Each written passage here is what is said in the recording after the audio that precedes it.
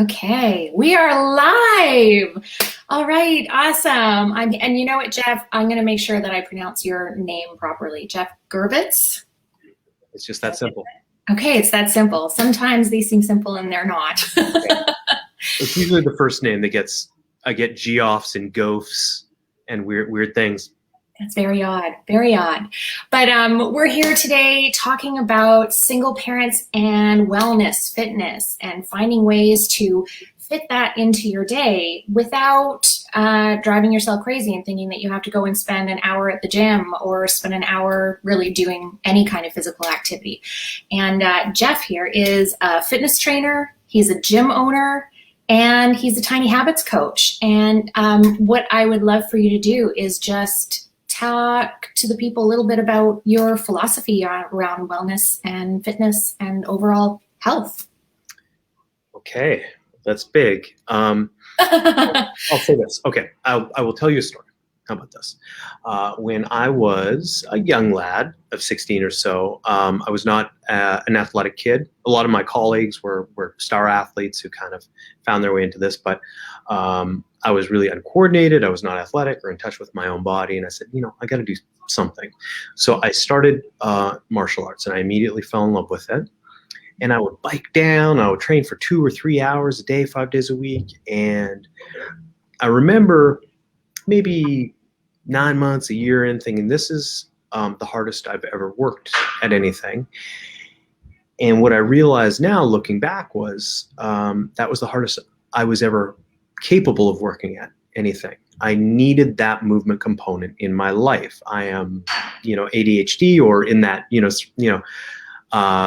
certainly in that cluster of symptoms. And a good friend of mine, once wisely observed ADHD as being sort of a movement and nature deficit. And I needed a ton of that stuff. I needed to be moving. And so although I never thought of myself as being in this world, certainly not a gym guy, exercise and movement were really important to me, to my state of mind. And I remember thinking, how am I going to maximize my ability, my likelihood of being in my 60s and 70s and beyond, and having this practice and moving every day? And that kind of took me down a course of study, and discovered that in unexpected ways, I wound up being, getting into the industry and training people and opening up a gym in 2008. But I'll say this too. For that reason, we've always been really sensitive to people's the impact of exercise on their mental well-being. But that's not what people showed up for. That was not the job they hired us for. So often they'd come in and say, "Oh, I want to get leaner or get abs or glutes," and I'd say, "Cool, let's do it." And we would help them build consistency and make this kind of integrated into their lives. And then we would, they would experience a huge improvement in their mental well-being. And then we got to have kind of deeper conversations about it. However, over the last year, we've really pivoted to leading with that and saying, we are going to look at specifically exercise, movement, habits that improve your mood, improve your focus, and going from there. Mm-hmm. And that's such a beautiful thing. Like, I think that a lot of people think, they look down at their body when they get dressed in the morning. They're like, oh, I got to do something about this. But they're unsatisfied with how they look, and that becomes a major motivator. But the reality is that exercise is so much more than that. You get so much more out of it when you commit to a regular program. And as you say, that consistency is really the most important thing. Yep, it's not about intensity. Is not important, really. Certainly not until we get up to a certain level. And I think most people would be shocked with how little you have to do to experience significant benefit from it. But it doesn't have to be big. It just has to be consistent. Okay, so let's talk about then intensity. When you talk about intensity, what do you mean, and what kind of intensity do people really need to get a benefit? Okay, so it's a good question. It's a really good question. So in my world, intensity means two things. One of two things. It means absolute weight. So the closer to your true capacity. So I should say relative weight. We're going to load up a squat. The closer to what you're truly capable of, the more intense it gets. Okay. Intensity is also used in aerobic training, and it's basically the idea of how hard does it feel. And we might say, how much does it burn? Yeah, well, it's I like to think of it in terms of at this pace right now, could you do if we're kind of going truly steady state, you can imagine, even if you're kind of moving, you can imagine doing what you're doing for about another 10 to 20 minutes.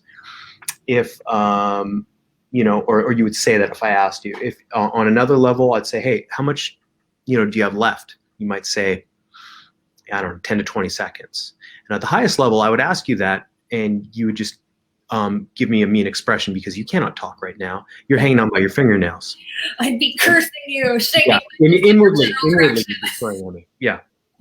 Yeah. Okay, cool. Okay. And so that's intensity, and it doesn't. When you're talking about wellness, overall wellness, improving your mental well-being, the intensity, that pain factor, that pushing yourself to the limit, doesn't have to be that high, right? You want something sustainable, is what you're saying. Yeah, often we give up in this desire, and I don't know. I think a lot of it's cultural and our expectations. We think it's got to be grueling, but when we make it that intense, the first. I'm not saying don't work hard. That's not what I'm saying. I'm not saying don't work with intensity. However, that is secondary to your consistency.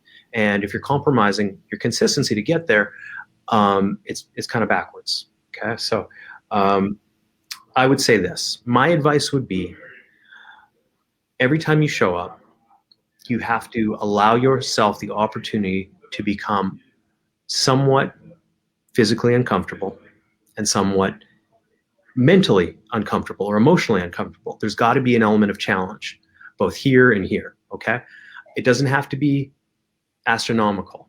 You just have to find what you're capable of doing, what feels really super doable, and then just stretch out that capacity a little bit. If you do that with great consistency, day after day, week after week, guess what?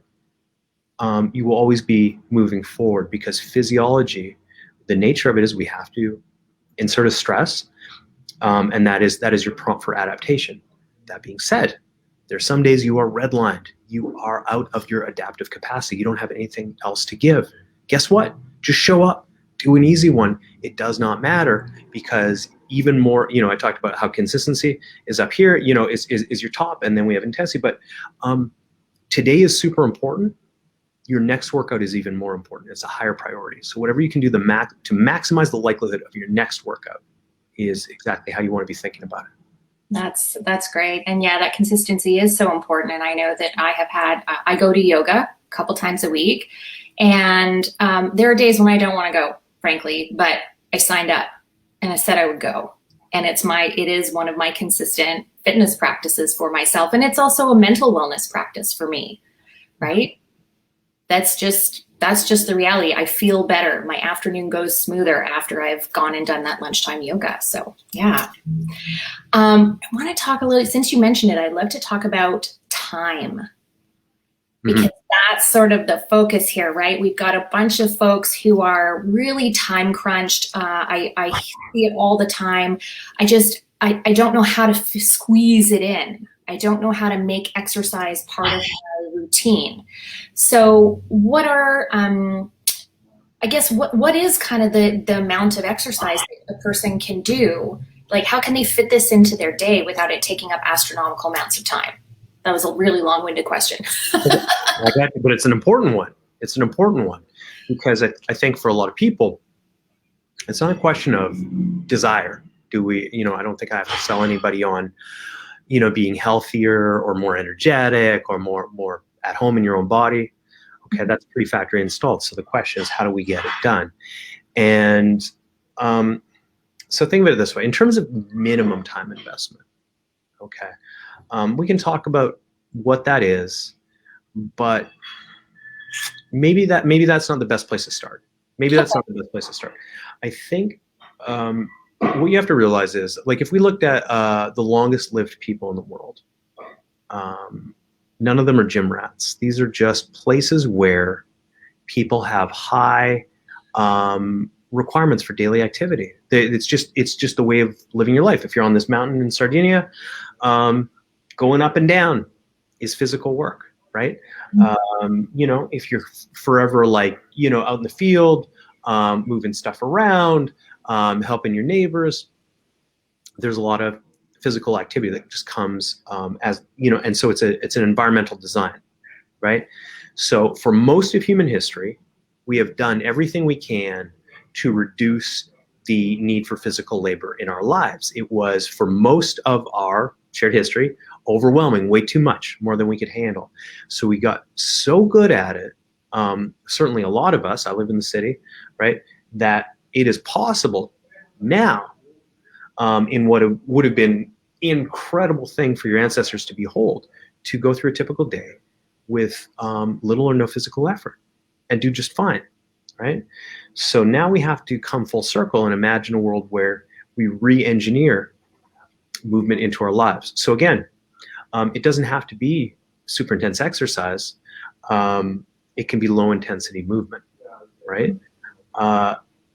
If I said to everyone here, hey, I have a way to significantly increase your metabolism, I'd probably sell that for a lot of money, I would think, right? I think so. Right? Everything would change. And the truth is, your basal metabolic rate is you motionless, and everything else is kind of added on to that. And yes, there's an exercise piece, but there's just activities of daily living. And if you just happen to move around more, to walk more, guess what? Your metabolism shoots up during that entire period. And it may not change the game in one day. It won't change the game in one day, but as a cumulative day-to-day habit, like how much pain do we go through with the idea of, burning through an extra, say, 100 calories, right?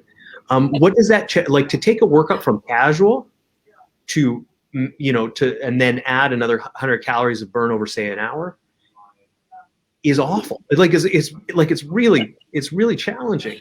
Yeah. To walk around and take a call, which, you know what, that's one of the things I'm thankful for in the world right now. We everything's been, the whole sort of paradigm of communication has changed, and you can do that. And I don't think you're going to get pushback if you say, you know what, I'm going to take this call while I walk around. Is that cool?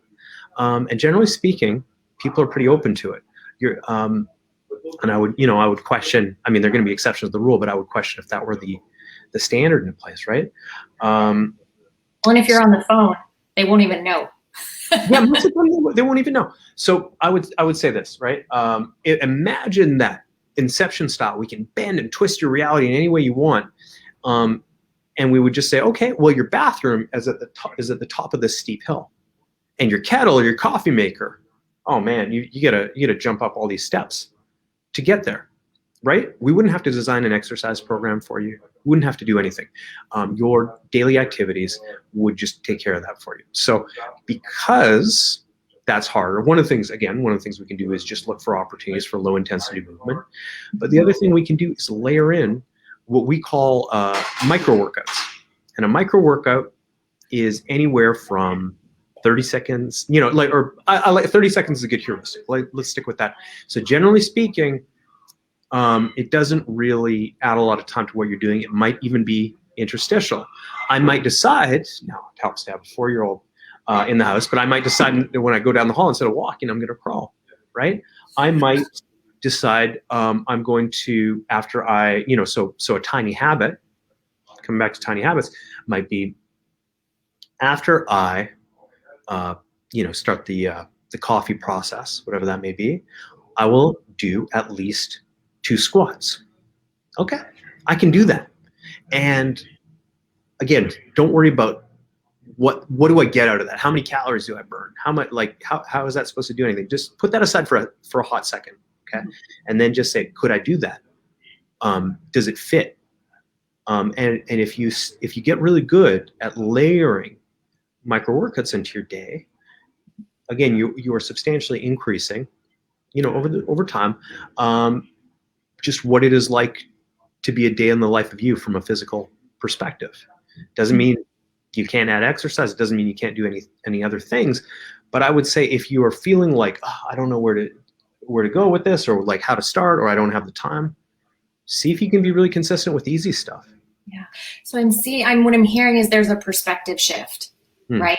In how you look at exercise. So going from, oh, this is a thing that I have to commit a big block of time to, is this something that I can stack against another habit that's already in my day, right? And you talked about the BJ Fogg, who wrote Tiny Habits and created that whole system. He created those recipe cards, which was after I blank, then I will blank, right? Yeah. You can go to tinyhabits.com/recipes, and it will give you some things to fill out and get you started. They don't have to be perfect. It'll just give you an idea. So you have this pairing. So we'll say ABC, right? So you have your anchor. That's your existing habit, a thing that you already do without really thinking about it, whether it's brushing your teeth or getting a drink of water, okay, going to the bathroom. You've got lots of these things in your day. B is the behavior.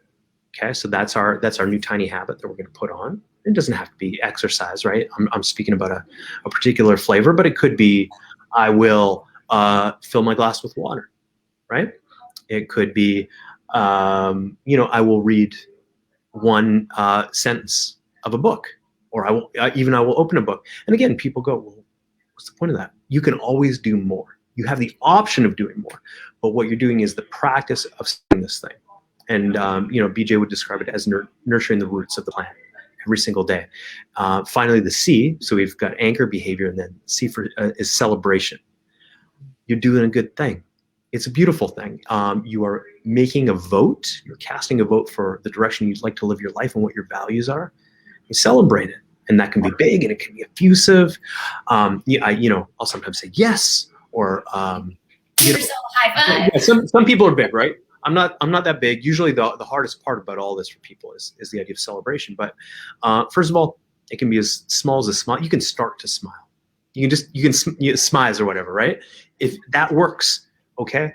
And you can also just sort of affirm to yourself, not a broad, vague affirmation, but hey, moving more is important to me, or stay more hydrated helps me stay juicy, right? Help is important. So when you sort of celebrate that stuff and what you're, just again, it's you casting a vote for the direction you want to live your life. That feels good. And you start to layer this stuff in. So first of all, you have all these little wins that you start racking up really consistently. If you notice resistance to doing it, if you ever feel like, yeah, well, not right this second because of X or Y, but make it tinier, make it easier, make it more accessible, right? That's your benchmark. So you get all these tiny wins, but you also develop the meta skill of designing behaviors. You start with the easy stuff, right? And then as you get better, you really get to pinpoint it. And what I love about this, and maybe is so sort of refreshing and feels liberating to me, is it's a skill. It is a skill. And so you can't, you don't get to make a call on like how big it is, but you can make a call about ensuring that you're 100% successful or damn near, right? As long as the prompts live. Now, sometimes you'll be on vacation and you're exposed to different prompts, but that's another story. And that in that sense, if something is ever not working, there's a process to troubleshoot it. You can always figure it out. It's either going to be your motivation level, you shot too high, right? Or it's going to be your skill. Oh, maybe this is too hard to do, but I can make it easier, right? And then there's finally your prompt. Because once we've solved for motivation, we've taken motivation out of the equation, which I can't recommend enough, right? Because it's not reliable. It's like having a cat. It's great. It's not reliable. Did you say it's like a cat? Yeah, you can call it. I love it. You can make sweet faces and kissy noises, and you can call it. However, I cannot guarantee that it will come. And if your whole system is based on motivation, then you're going to get frustrated. So if you've done that and everybody's done it, it's not your fault. It's not you. It is not some personal shortcoming. You're cool. You're fine. And I think you're cute. But the thing is, you didn't set yourself up for success. So if by going smaller, right, we ensure that motivation is never your limiting factor. On your worst day, in your crankiest mood, with your poorest night's sleep, you can still get it done. You still, you still want to do it and can do it, right? You made it easy enough. That's not a problem. And again, all that we have to do is remember. And that's why we celebrate, by the way, because calendar reminders and Post-it notes quickly fade into the background and become white noise. But if you create a positive emotional experience, it very quickly becomes memorable. And that's a beautiful thing. So not only is it important to say, to give yourself props for the stuff you do well. I'll bet you're really good at being critical, if you're like most people, right? Right. I would. The question I would ask anybody is, if we put one thing next to the other, okay, this is our bucket that we fill, or this is our side of the scale, the balance scale of all the times you're critical to yourself, or you're kind of dubious, pessimistic, okay, and then we put all the opposite, we put all the positive stuff on the other side. What's it going to look like? We've got to have at least parity, and honestly, it's probably got to be 2 or 3 or 4 or 5 more, times more. So that is a skill as well. Yeah, absolutely. The ratio of positive to negative in any situation is so important. It's important in relationships. It's important in your own life, how you think of yourself. And there's been research done on that, right? Are you familiar with the Losada line? Okay, so it's Marcial, I think it's Marcial Losada, and he did some research. And actually, he was the mathematician. And now I'm going to get myself in trouble because I can't remember who was the other researcher. I can't remember if it was Angela Duckworth, maybe. I'll look it up and I'll put it in the comments later. But anyways, they did some research and they found that the ratio of positive to negative needs to be at least 3 to 1 for there to be improvements in mood, in relationships and things like that. So yeah, that, what you're saying, that positive to negative ratio, it is so, so, so important. So if you're not going to work on that now, like when exactly are you going to get to that? So often we tell ourselves, okay, when I get to this future state, then I will, essentially give myself permission to be happy. I'll be allowed to relax and enjoy it. It's like, that's a skill. That's the thing you can start practicing right now. And if you haven't, it kind of doesn't matter. You can have a windfall, you can win the lottery, all kinds of wonderful things have happened. If you haven't had the skill of celebrating, right, you're probably still not going to have a good time. Yeah, that celebration is really important. And that kind of brings into something else that I know that you focus on in your coaching practice and your fitness, and that is fun. And I want to talk a little bit, we've only got a few minutes left, but I really wanted to bring in the idea of fun, because I think that's something that really, we have this idea in our society that exercise and fitness, it's hard, and it's not always fun. So I would really love you to share some ideas on how people can bring fun into their exercise routine. Yeah, it's such an important question. So whatever you're doing right now, like odds are, do the opposite. Our cultural assumptions around exercise, like I said, this has got to be grueling. It's got to be so hard. It's got to grind for it to be effective. And the message, the thing, the simple truth that has gotten lost in that is it feels good to move. That's what we're designed to do. And so rather than ask the question of how effective can I make it, right? And usually we translate that into how grueling. Start by asking the question, what feels good? What do I enjoy doing? Right? And don't worry so much again. If all you do is add a ton of low intensity movement to your day, a couple things happen, right? First of all, just purely from a health outcome standpoint, probably from a body composition standpoint, most likely, in fact, low intensity stuff doesn't have that backlash called hedonic compensation, where we overconsume afterwards because we feel so depleted. Right? Yeah. So that happens when we have gone all out and done super intense intervals often, right? But we don't feel that way when we never had a stress response or really kind of push from exercise. Then it's just another dimension to our day. So get your easy wins, because they really add up, they really accumulate, and they energize you. They don't make you feel like you have to rest, or they don't make you feel rebellious. If you start to notice things that create emotional friction or resistance, I would really question their utility. and figure out a way that can eliminate that and be open to what that looks like. Because there's a good chance it's going to be different. But guess what? If you've tried everything ever that you can think of and you're not where you want to be, you're probably going to have to try some new stuff. Yeah. And is there a way for people to, now you're a dad as well. You've got a 4-year-old, right? Mm-hmm.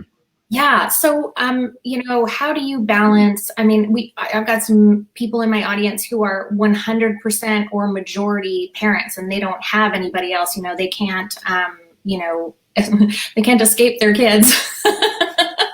Yeah. For a bit of a fitness break. Are there things that they can do with their kids that, is that a way to bring fun in as well? Yeah, I've been so grateful to be able to color again, to be able to play tag again, and so if your kid now, of course, by the time they're teenagers, it may be a different story, not necessarily, but if you have a young child, they want to play with you. They love to play with you, and the idea of going to the playground with them and then being distracted, because there are other things you want to take care of yourself. You're on your phone, but what you're really looking for is some relief and some relaxation because you feel like you should be exercising and doing this other stuff. You can do that.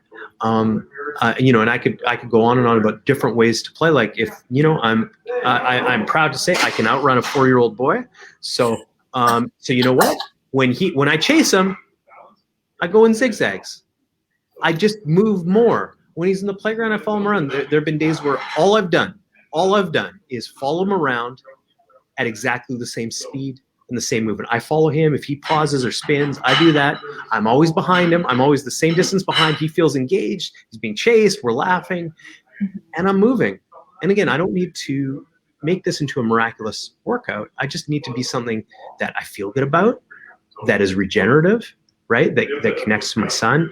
And so if you forget about what your traditional framework is supposed to look like, and if there's an important thing to you, and maybe that's movement, maybe that's a sense of peace and tranquility, it could be one of a million things. If you are open to what that might be, to get a block of an hour is a big ask for a lot of people. I don't know how single parents do that, but I'll bet you've got 15 minutes, a few opportunities during the day, and I guarantee you got a lot of 1 minute and 30-second opportunities. So I'm downtown Toronto. There's always. I can hear it. Part of the landscape. Yeah. So this idea too, I wonder if it will help also elevate energy levels, because one of the things we struggle with when we're on all the time, and we do still have some people who have their kids home all the time. They're homeschooling, and so that's a lot of kiddo time. Does this have the capacity to actually give you energy instead of, being something that depletes you? All I would say is everyone's different, and there are going to be things that energize you. That's the signal you're looking for. That's the stuff you're going to want to do more of. So the idea of saying no to that, to say, in order to say yes to something that you don't even like and doesn't even energize you, we're really passing down an important opportunity. So you've got to be open to what that looks like. But does it really matter if you're, if you're pumping iron or you're kiteboarding or you're playing, playground tag or whatever it is? Does any of that matter if it's serving your goals and energizing you and you're feeling better because of that? And I would gently submit no. Well, I think that is a great note to end on, and I want to respect your time. We're at just at about half an hour, so I know that went by so fast, right? Thank you so much for sharing your expertise with us today, and I'll be sharing this on our YouTube and giving lots of opportunities for other people to see it, because Facebook is only one place. Well, it was my pleasure. And where can people connect with you? Where can they find you? And you were also where can people connect with you and find you first? You're welcome to email me. It's geoff@dadstrength.com. You can go to dadstrength.com. You can be a mom. That's cool. So we do. I've got a 5-day free program through Tiny Habits that I'll run you through with great pleasure. I do I do one-on-one coaching as well, where we just kind of look for what are the low-hanging fruit. What can we take away that improves overall all function? We were talking about this just before. So I love that stuff, because sometimes the wins are easy if we're open to all opportunities and possibilities.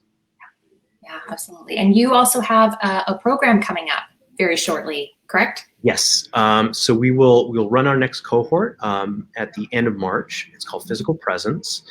And, I mentioned before how, traditionally we've kind of started with the body and watched as it elevated the mind.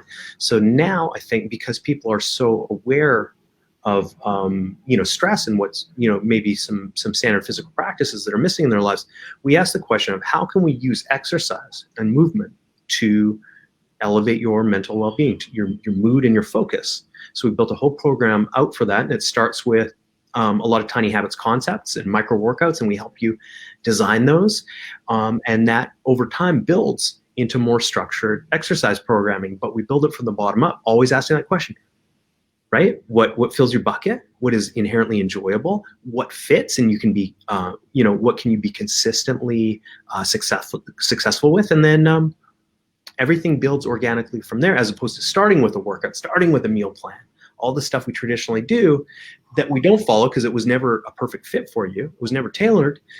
And then we blame ourselves when it all falls down. So I think that is a colossal bummer, and we don't want to do that. We want to do quite the opposite. Yeah, I love that. I love that idea of flipping how you look at it, really just shifting the perspective of your how you look at fitness and wellness in your life, and just come at it from a completely different angle, instead of trying to cram yourself into a box that you clearly don't fit into. Yeah, it's, I don't know, we've been kind of sold. I mean, that's what marketing looks like. I think my industry is kind of has definitely let people down with this sort of overemphasis and this messaging of quick results. I've often found people who are doing great, have enjoying tremendous success, enjoying the process. At some point they see a number somewhere that doesn't look like what they were told, and all of a sudden they feel unsuccessful because they saw a number that wasn't even real. And that really, that's always been a frustration for me. I don't think it's right. So having more clarity on what am I doing right now? What is my process? All the things that I can control, and knowing that they make sense, I think is liberating. I should mention, Bang Personal Training is, like, if you're curious about that, please, drop by. But you can email me if you have questions. I think this is the kind of the direction. I mean, I can't speak for everybody, but for me and for the way we approach fitness, this is the direction we want to take, and I feel really good about it. Awesome. Well, I love the direction that you're taking with this. I think it's far more functional for more people's lives, this way of approaching it, versus, you got to push hard, you got to go to the gym for an hour, or, whatever activity you decide to invest in. And this just I think it's all about accessibility, really.